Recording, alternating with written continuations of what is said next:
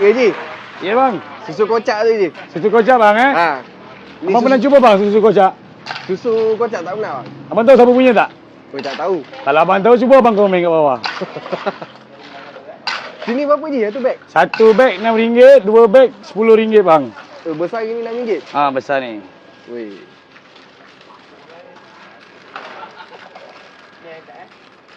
Kalau susu dalam ada apa Ji? Dia ada cincau, dia ada biji selasih, dia ada karamel. Oh. Tu susu baby Shima kocak.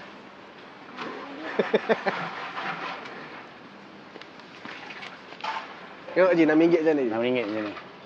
Wish. Bang, yang ni vanilla tart nanas bang. Nanas mie in Pontian. Yang ni satu cawan RM3, dua cawan RM5 bang. Vanilla tak nanas Vanilla tart nanas. Memang tak nanas campak dalam luar tu. Ya, nanas tu Pontiannya kita campak. Ni vanilla. Yang ni honeydew yogurt kota tinggi. Ada juga kata tinggi. Ya. Oh, semua lokal-lokal Local brand. Support lokal Made in JB bro. Sini satu cawan? Satu cawan RM3, dua cawan RM5 bang. Halal. Muai-muai. Wine. Bismillah, halal.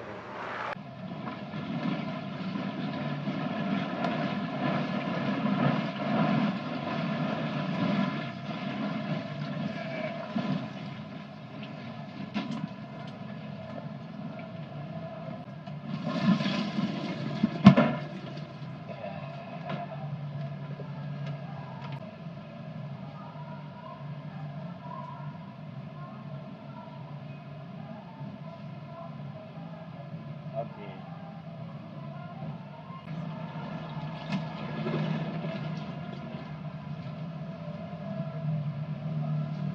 Okey, kita kocak.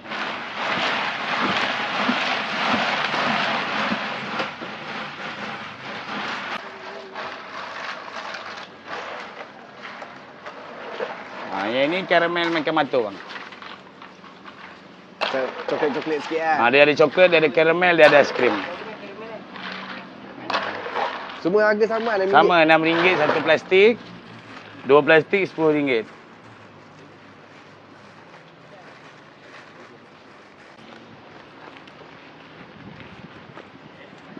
Ni 5 orang minum je. 5 orang boleh, satu family pun boleh je. Rezeki elok kongsi bersama. RM10 halal. Alah kau yang masih ni.